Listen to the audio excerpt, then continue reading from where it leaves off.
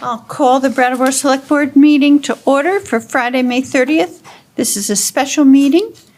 And John, was it properly warned? Yes, it was properly warned. Great. Is there any public participation from anyone who has something other than our agenda item to discuss? Great, let's get to it. Okay, so we have a letter. John, do you want to present this letter? Sure. So, as you know, we've been active on H91 during the session, primarily around the topic of helping fund the towns for the costs of the program, the GA program. That really was not received with, I don't think, any great additions that would help towns feel like we were getting some support in this. But they did make a lot of changes to the bill. It went into conference committee yesterday, and they did some adjustments. The bill that's in your backup material is the one that came out of the conference committee approved, which then went on to the Senate, where I think it was approved 15-12, and then the House, which was, I forget the count, but it was approved in the House as well. So this bill is set to go to the governor's desk probably next week. And so the question that was raised with me is, does the select board want to make any recommendations to the governor's office? I didn't feel like the direction I had would extend to, like, personally saying not to support the bill, but I think with the lack of municipal support in this, that is something that the select board might want to consider doing. And so I drafted a letter which really calls out the four main concerns that I think a municipality might have with this legislation, and that is the lack of meaningful funding support to municipalities that have very high first responder costs to address state homelessness programs, the absence of any local control in developing or approving how this new program that is meant to replace the GA housing program might come together. So, there is some mention of some, like, municipal representatives would be considered. Municipal concerns would be considered, but it's all being done by the community action agencies and the Department of Children and Families. No really serious way for a town to weigh in on any of this program development. Also, while there is, there is some discussion about regionality of this issue, and I found in the bill that it does appear to contemplate that with department approval that people could still be moved from one region to another. So that was an issue that has been discussed here as a concern. And then finally, the fourth point is, although, again, there is some lip service in this bill to reducing the use of motels for solving homelessness, there's also a lot in here that contemplates the ongoing use of private motels as emergency housing. And so those are the 4 points I thought you might want to weigh in on if you think that this bill is could stand to have some improvement and maybe should go back to the legislature for adding in some sort of better collaboration with municipalities. Great. Thank you, John. So I will open it up to my colleagues as soon as I just say a couple remarks. I have a problem with regionalization on a variety of fronts. I mean, I don't even like it when the Wyndham Regional Commission charges us more than they do other towns. Like, when people say regional, Brattleboro's getting screwed. Like, that's just a given. So here we have this program where they're dividing the state into regions and essentially taking the existing temporary COVID program and making it permanent, or permanent with a 3-year renewal program. And it doesn't address the social, economic, or fiscal impact of the existing program or the proposed program on Brattleboro. And I continue to believe that the state continues to assume that Brattleboro Municipal Services are a given, and they're taken advantage of by the state and to the region at no cost to the state and at considerable cost to the municipality. So I'm very interested to see what my colleagues think. Who wants to start? Yes. Just some basic questions to start off. What the letter is written, we asked the governor to send it back to the legislature. We're talking about vetoing the bill, right? Mm-hmm. Do you think that I'm not sure exactly who to address as the author of the bill, but so Liz, I'll ask you, do you think that the legislature would take up the bill again in this session if it was vetoed? Because I've looked into it a bit and it seems like that probably wouldn't happen, but I wasn't sure if you. Yeah, well, it's interesting, because if the bill were passed, and John probably has a better answer, but if the bill were passed, they would be studying it. Right. And so studying it now, one way or the other, if we send it back ask the governor to send it back, unsigned, then perhaps the legislature would get the message that municipalities need to be taken into account.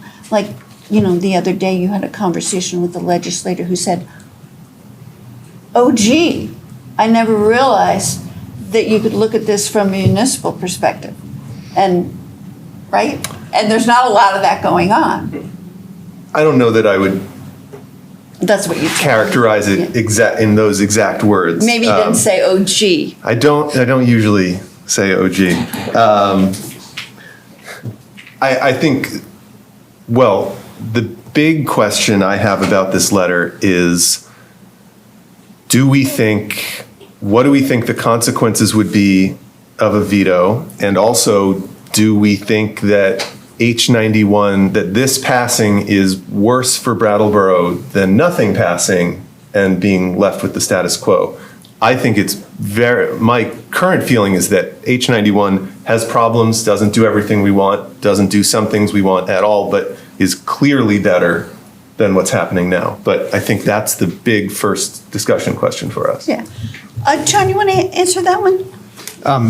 So I think the answer to the first part, Oscar, is that if this were vetoed, it could be taken up at the next session next year. So I don't think there's time left this year. So, and whether it's better, that's really a call for select board members. I think that the thought that the administration had here was just that at some point that it's important to send a message to legislators that they should be taking into account municipal concerns, and particularly municipal costs, since it was such a big impact on our budget.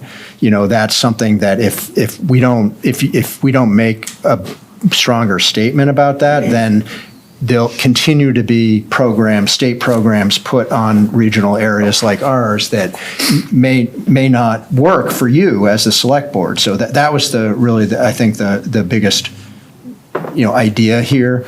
I don't know practically whether community action agencies would continue to work on these concepts prior to the next session or not. I mean, that is one possible outcome here, while you're also giving a strong message about municipal needs and concerns.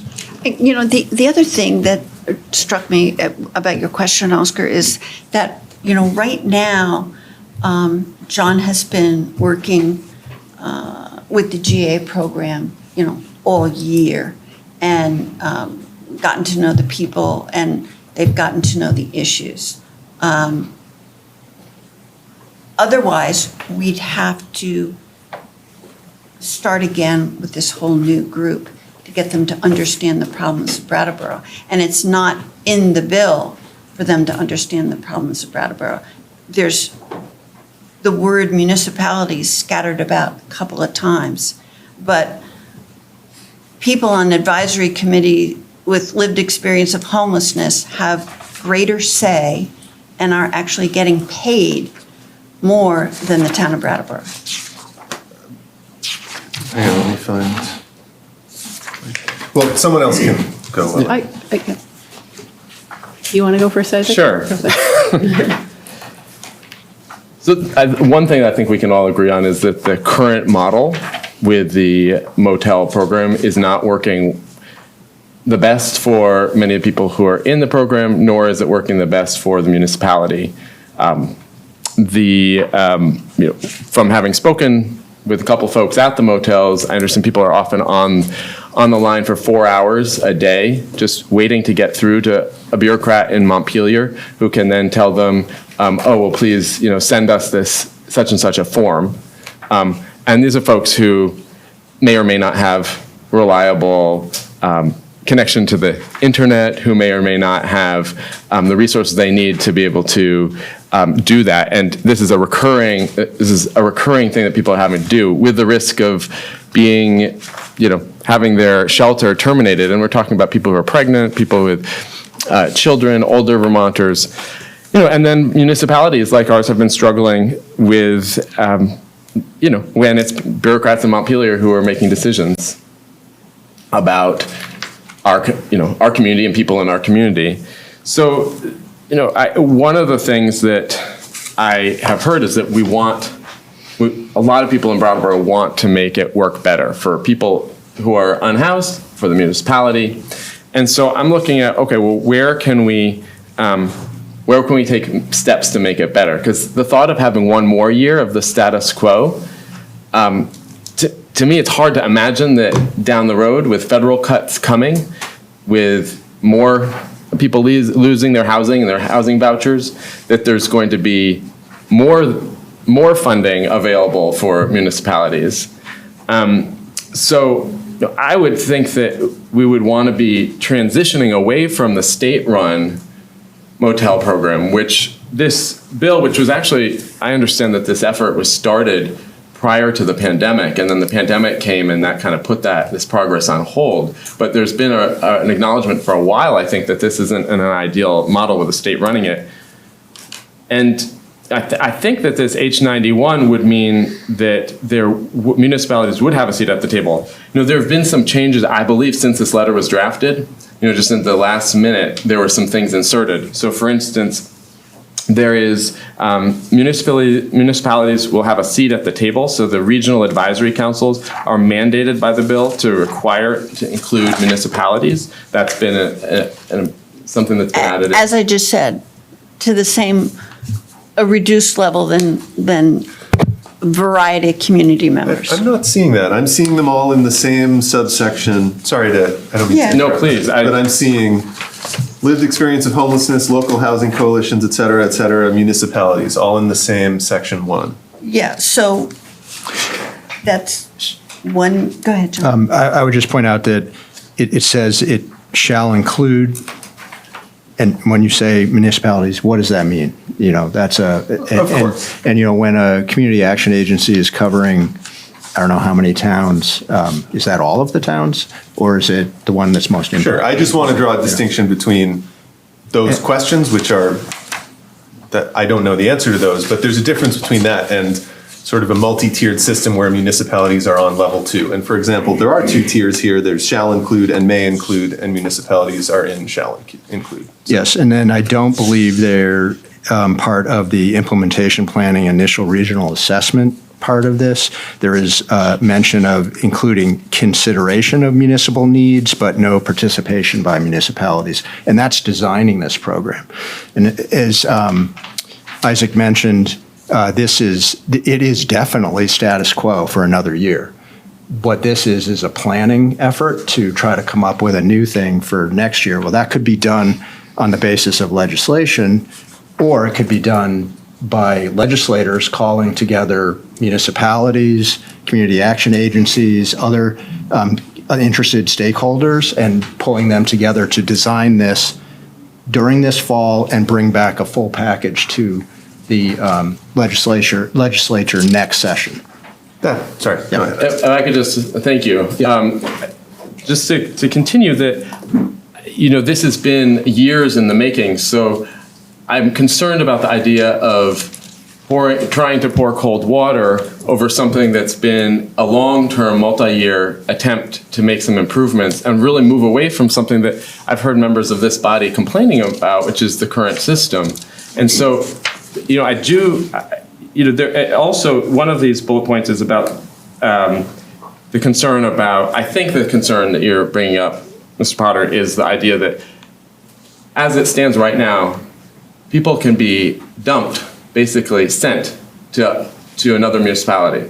Basically, people are being, it's not just people choosing to come to Brattleboro, but people are saying, if you want shelter tonight, you have to go to Brattleboro, and are being sent here. And with this, something was added in. I understand that this happened just at the very end of the deliberations around this bill, which actually says that puts guardrails on this and says that you can't, if you're in Burlington or St. Johnsbury or Barry and you're a community, one of the 5 community actions agencies, you can't just unilaterally decide to contract with a motel in Brattleboro. You actually have to consult the regional community action agency. So this does put a lot more, maybe you'd like to see, Madam Chair, more municipal control over this.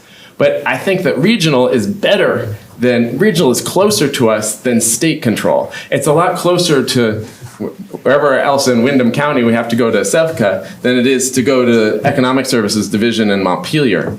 And I think it's a lot more, I mean, I see the director of SEVCA right here, and I'd love to hear from him. And I see the director of End Homelessness Vermont online. I'd love to hear from the experts who are actually, dealing with these policies and working with folks who are most impacted.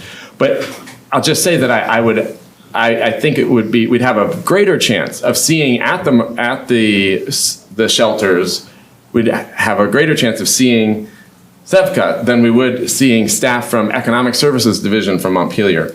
And so I actually am supportive of H91, understand that it's a step in the right direction, and I have real concerns about throwing out the baby with the bathwater. I think we just got through this process of coming up with a municipal budget where we had to compromise, and we said, this isn't. I don't think that's an ideal budget. I even publicly have shared some of my concerns with it, but we understand that we actually need to.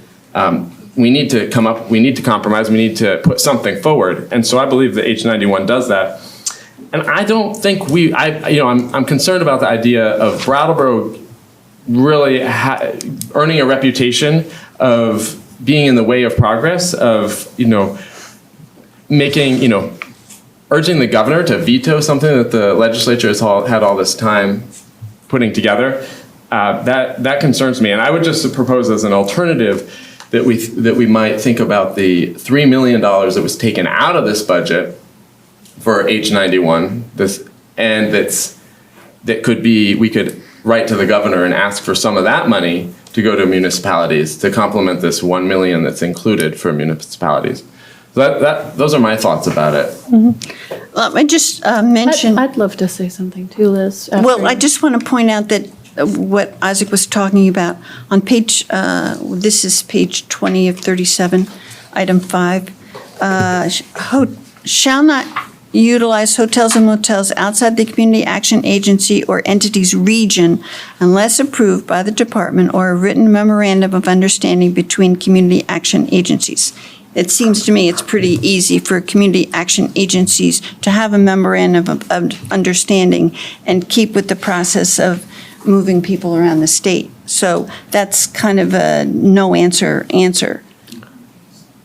May I? Yes. So, one of the things that I think is strong about this bill is that it provides for population-specific needs. For example, the bill would require the state to enter into an agreement with a statewide organization that has population-specific experience supporting households that have experienced or are experiencing domestic or sexual violence.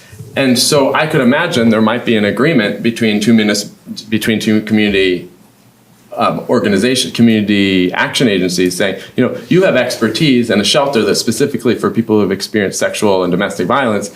We have a program for folks who are unsheltered and are pregnant, or whatever is the thing. Let's have some sort of mutual agreement. I mean, to me, it's a lot better to have an organization that's local, that's going to be able to support people with case management services, with connecting people with local resources, than just getting people plopped here from the state that's not working with the local organizations. I think about April 1st, when we had our first regular select board meeting. That day earlier, I was up at the Econo Lodge, and I didn't see a community organization there. I didn't see municipal services. Like, there was really no support. And these were people with disabilities who were losing their shelter, and who didn't necessarily have, like, one guy who uses a wheelchair, and how is he supposed to get down to groundworks to be able to get his tent if he's in a wheelchair without, it just was, I just think that having that regional control would be far better. But Amanda, do you have comments? Yes, thank you. I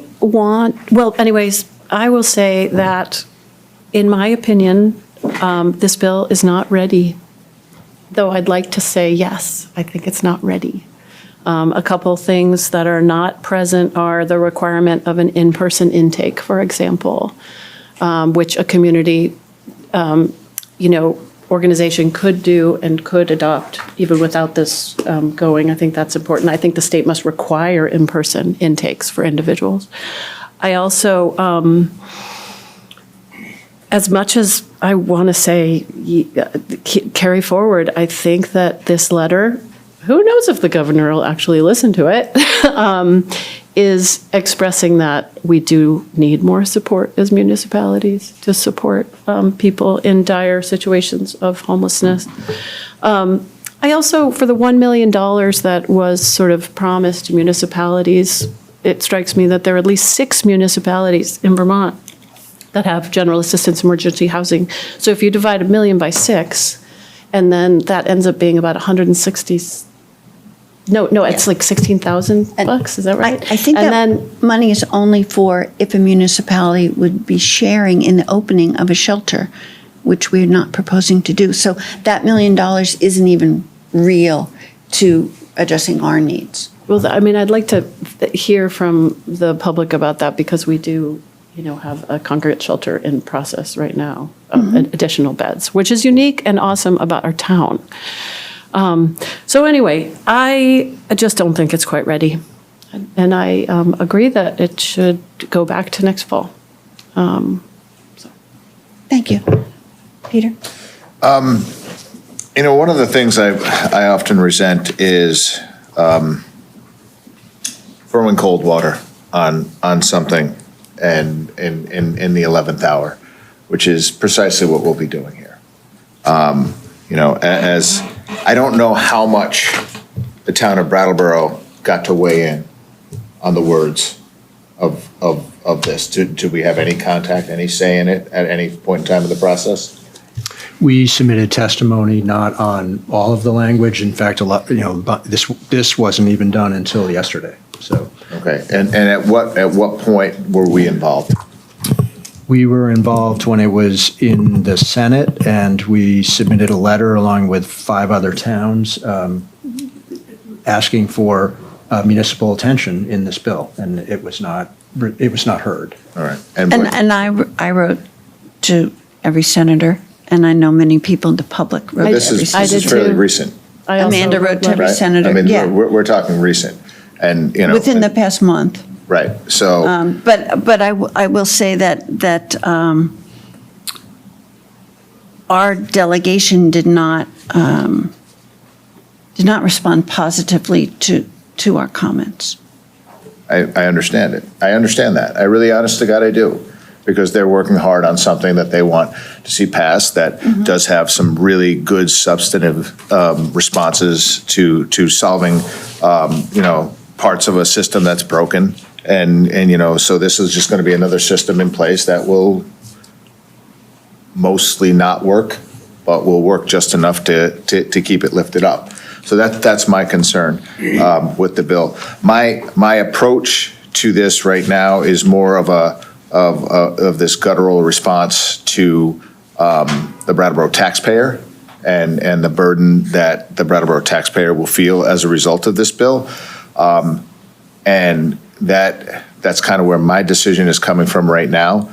I will write my own letter, both in support of 80% of what's in this bill. I don't like the vagaries of the, like, sure, we're going to throw that word municipality in there a couple of times, so you feel good about it. Just to respond to something you had said, I think Brattleboro kind of defines progress. I mean, it's always been my experience. Like, we've set the way in the States a lot of times. I don't necessarily like being on the end of this thing that's gonna, again, in the 11th hour, and we've all had it done to us, and something, you think something's coming through, and you think it's gonna roll through, and then the opposition hits, and it's always in the 11th hour. And it comes to probably our delegation not speaking to us more directly and involving us more in the decision. So, with that, I agree with Amanda. I think it's not ready. I absolutely hate the fact that it could take another year before it comes back to resolve a problem. I don't think the status quo is a really good solution. And I'm a little flummoxed as to how to. Okay. So now just to say one more thing, just to Yeah. piggyback on what Peter said, trust building needs to happen between the municipalities and the state. And for something that would go live on July 1, 2025, which this would go, I think that if it's possible for the state to build a trust year with their municipalities that say, we see you, we're also following the data, we're going to get these community action or agencies in a place where they feel like they can successfully staff, run, and really feel good about the outcome. I think we're going to be in a better place, and all of the taxpayers in the state of Vermont will feel a lot more confident with just a little more time in the oven. Oscar, and then we'll open up to the public. Yeah, I think there are two dimensions to this letter. One is what is the outcome we want? And for me personally, I think Brattleboro is better off with this bill than without this bill. The second dimension is the communication and strategic aspects of this letter, and I'm worried on that front too. I mean, when in any of our dealings with the state, if we were having a decision about should we veto or not veto this bill, I think that would be a slightly different conversation. That's not where we are. Any relationship we have with the state, we have very little power, and the only way we get what we want is by changing hearts and minds. And if we make enemies of the legislature, we're going to have a really difficult time. Yes, there can be value in planting a flag and saying, sorry, in taking a firm stance basically as a negotiating tactic. But I think that already Brattleboro, just by being where we are often the last to the bowl to eat. And then if we become the town that every now and then sends a letter about how a big complex bill needs to go down completely because our demands weren't met. And I'm intentionally characterizing that in a negative way because I think that's how people will read it. I I mean, there's language in here. We want a bill that works with municipalities rather than against them. Like this is a very critical letter. And I think we need to approach our dealings with the state in much more of a spirit of, hey, you're dealing with tough problems. We understand that. We have concerns. And at a certain point, you have to live to fight another day and not, Well, that's a real concern I have. So I guess what I'm saying is, I'd like to hear from the public. I think I will, at the moment, would vote no on this letter because I think H91 is better than Brattleboro than H91 getting vetoed. I hope that we'll also have an opportunity, if the rest of the board wants to send the letter, that we can talk about language, because I think there are areas we can improve. all right. I'd also just like to acknowledge that John Potter, our town manager, has done a lot of work with this. Lots of Absolutely. conversations, lots of testimony in Montpelier. Every time I've met with you since I was elected, this topic came up, and connecting with other municipalities about, and so to say that it's kind of, cold water at the end is minimizing the work that's gone on from our town. Good point, Amanda. So anyway, there's that. All right, let's hear from the public. 3 minutes. Stephen, you want to go first? Hi, hello, can you hear me? Oh, that's just for. I think it's just for the, Yeah. Okay. for the TV. No, you have You to, have to stand there. it's for the folks at home, so that they can hear you. Okay, got it. Yeah. So I'm Steve Peterson, District 7. I have a lot of concerns with this bill, a lot more kind of than, or even elaborated. My preliminary concern is the continued use of the hotels. I don't think people are properly looking at what the hotel removal really does to the economy of a town. And the fact that this bill legislates the possibility for continued or even continuous use of hotels rips out from any town the critical infrastructure that everybody shares. Businesses share it, cultural events share it, families share it, and this is almost like this requisition of resources at the hands of who? A committee of experts who are not accountable to, listening to, have voting member input to the decisions they make. That's the number 2 concern that I have. So the hotel program we know brings crime because of Vermont's laws. And so we're not compensated for the crime. Then because of that, there's increased costs. And so the human services committees who are trying to do good work are systematically transferring all these costs to the taxpayers, and they know it. So this is going to create an increasingly troubled town, push us closer to a classic doom loop, I think, where businesses leave, families are already talking about not wanting to come as needle waste and drug use escalates in town. So I really think we need to look at the broader ecosystem here. Homelessness is going to get worse. AI is about to slap this country. And if we don't get this right and set this up for success for a whole ecosystem, not just human services committees and their goals, listening to municipalities, yes, but also businesses, also families, also taxpayers. None of that's in here.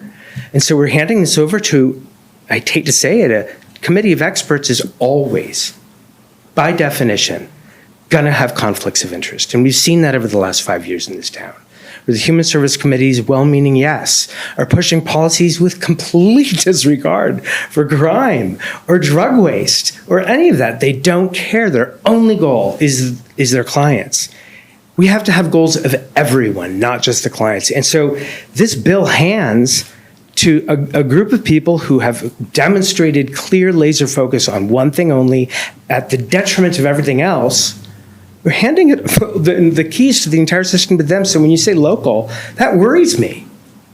It worries me that we have now people who are really concentrated interest, want to employ their friends and family or keep their systems and the programs going, with the keys to make decisions that impact everyone. So we need to think about policy. We need to think about the future. And we need to think about making sure the ecosystem is healthy so that we can support the homeless in the future. Where to put it, how to keep in tourism from coming in from other regions in terms of their homeless, and how to keep other regions from sending us their problems too. And finally, one more thing. Brattleboro is already doing way Point of more than order. Brattleboro is already doing way more than its share. And I feel like Brattleboro will get further punished. We're pulling way more water than any other town around us. Thank you, Stephen. So, Yes? Just the time.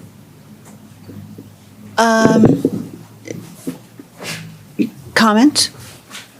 We have two hands. All right, was Tom first? Yeah. Tom, Wait. Brenda was first. She goes first. Brenda was first? Yep, Brenda was first. Brenda was first. Brenda, please.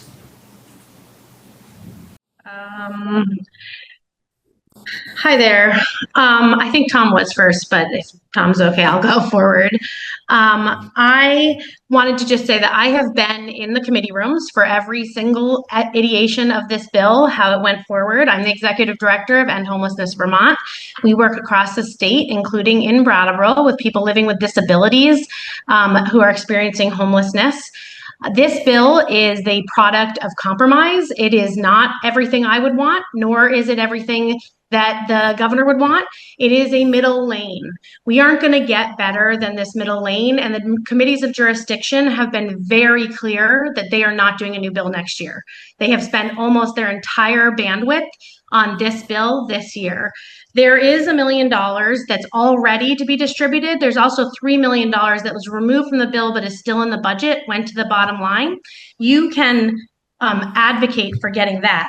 I do want to say that to not have this bill as a rubber stamp on the GA program going forward, because that's all that we are going to be left with.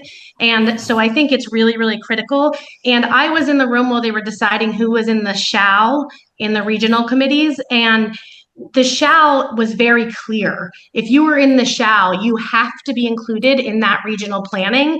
That is a requirement of the CAPS. It's not, this is a requirement that you are part of that committee making those decisions.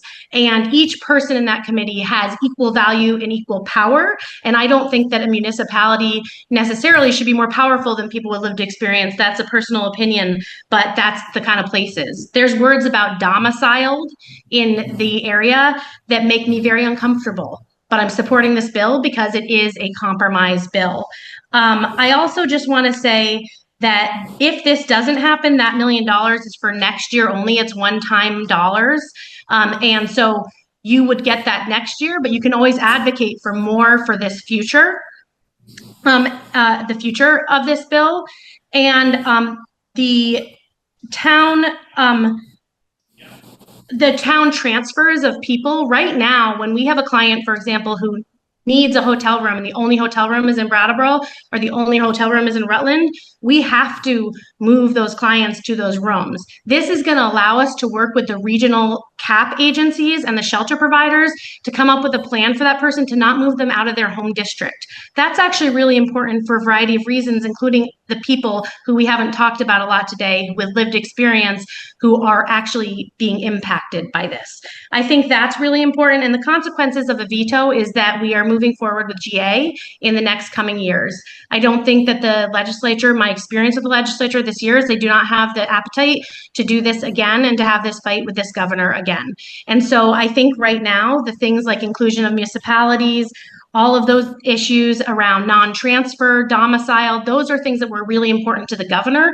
They may or may not be in a future bill. I think we have a good middle lane and we should be taking seriously that middle lane. Thank I really you, Brenda. hope you don't send this letter. Thank you, Brenda. Tom?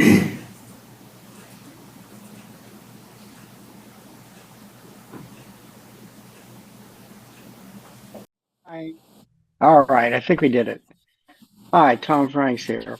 A point, just something that it was Oscar said, that we'd be making enemies of the legislature. I don't remember if you were there, Oscar, when there was the last legislative forum about 6 weeks ago maybe 4 weeks ago, something like that at the library.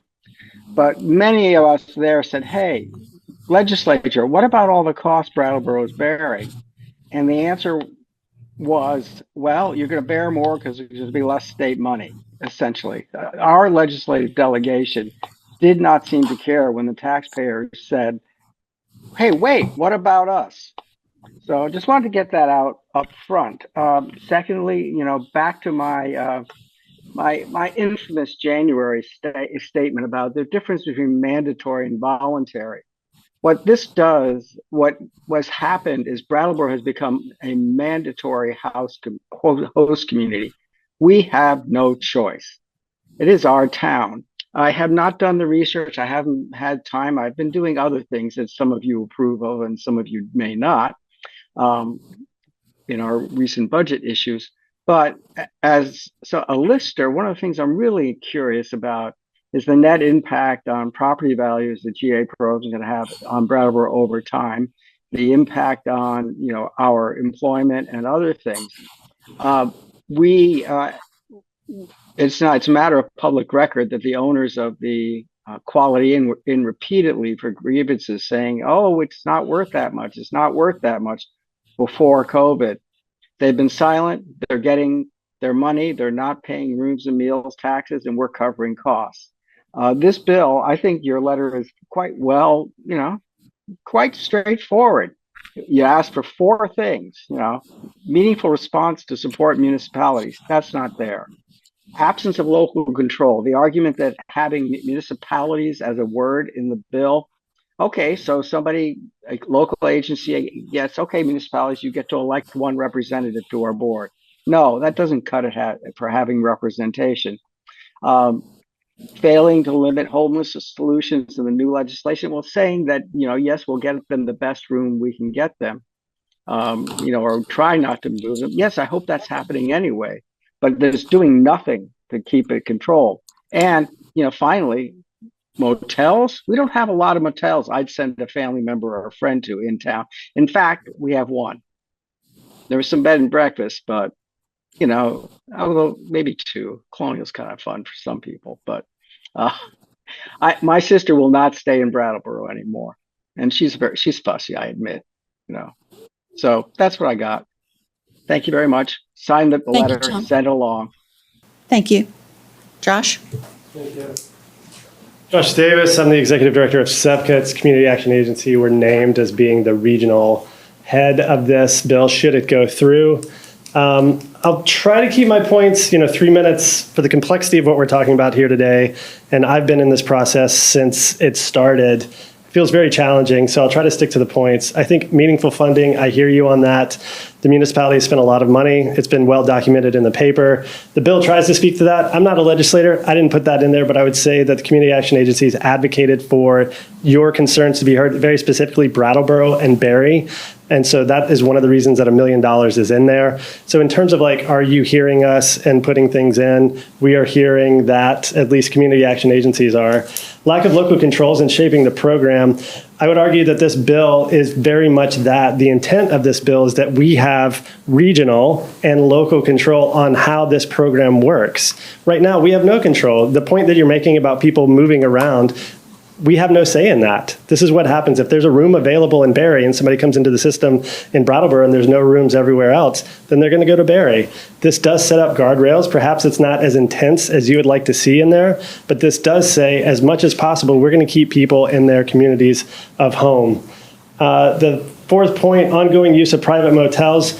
The idea is that we have other shelters, but we can't get out from here to there in the current format that we are. We've tried to set up other shelters in town. Very much the intent of this is to reduce reliance on the hotel-motel program. That's already started in the current format. I would argue that if GA continues, what we're going to see in terms of the wind down of the motels is people left with nothing. Basically, today you have a place to stay, tomorrow you don't. This allows us to be more planful in what that wind down looks like. It identifies core services on page 21 that have to be provided to everybody that comes into the system. And the way that we are thinking about the motel program is not that there's two distinct systems in terms of our emergency shelter management, where you have a shelter here where somebody comes into the system, then makes a call to the state that goes to a motel that may or may not stay connected to those case managers. We are centering the shelter and what we have, and when somebody goes to the motel, it is seen as a shelter overflow or as a space for folks to go who have vulnerable needs that are just not going to be able to be successful in the shelter system, and maintain that connection to case management services as well as a housing plan, all of which have happened over the last 6 years through COVID, but not in any consistent sort of basis. Let's see, I would argue that regionalization is not Brattleboro getting screwed, but it actually gives us more autonomy and say in what happens in our community. And who are the experts that are going to shape this? It's the people that are sitting around the table right now trying to figure this out.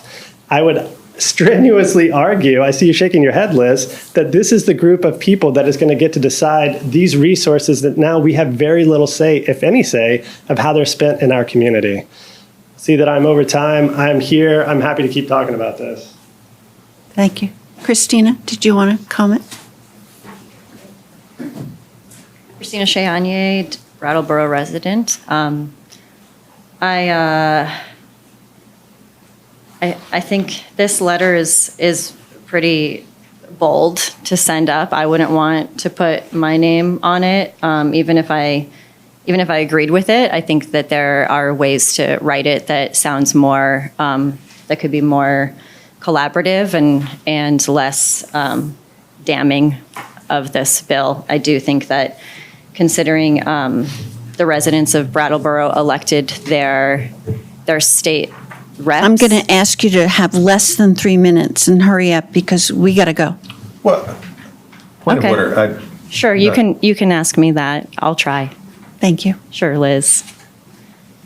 Wow, that was really distracting. So you wanted me to hurry up, so you I'm thought sorry. interrupting Point of me order. was going I to would make ask me go that you faster? Don't limit her time. I don't. Okay. How about I'll try again? I'll start my 3 minutes next time. I think, go ahead. Go ahead. Start Just- again with the 3. That was a distraction. I agree. Keep Just- going. All right, we're going to lose members. I'm just saying. I'm not going to lose me. I'd like to hear what the Wow. member of the public has to say. Yeah, I agree. Liz, I think that you should defer to the experts on this and the people who Brattleboro elected as their legislative representatives support this. So the municipality is this, that's like town administrators, that's you guys, that's, I don't know. But the people of Brattleboro, the town of Brattleboro with a lowercase t, elected legislators who support this. And that's how representative democracy works. So the residents of Brattleboro chose the people that they want to make this decision for them. And those people are saying, this is a bill that should go through. So I would defer to them because they've been there this whole time. I appreciate all the work you guys have put in during this process. And then I would also defer to the people who will be doing this work, the people who are experts in this field, and the person who's sitting right here who should have my 3 minutes and all the other 3 minutes to explain how this is going to help. And I really don't think that this is a good look for Brattleboro to have this 3 people and our town manager on the select board and some residents who support you, absolutely, to trump all of what I just stated about how our representative democracy works. Thank you. Thank you. Okay, so board, we have time limits on this meeting, and what I would like now is a read of the select board members and show of hands of who would like to support that this letter be sent. All in favor of sending this letter, please raise your hand and say aye. All right. All in favor of sending this letter, do not support sending this letter, raise your hand and say no. No. No. All right. Then that's what the purpose of our meeting was, and I'll take a recommendation to adjourn. I move to adjourn. Okay, the meeting is adjourned. Oh, I'm assuming everyone is in favor of adjournment. All in favor of adjourning? Say aye. Aye. Aye.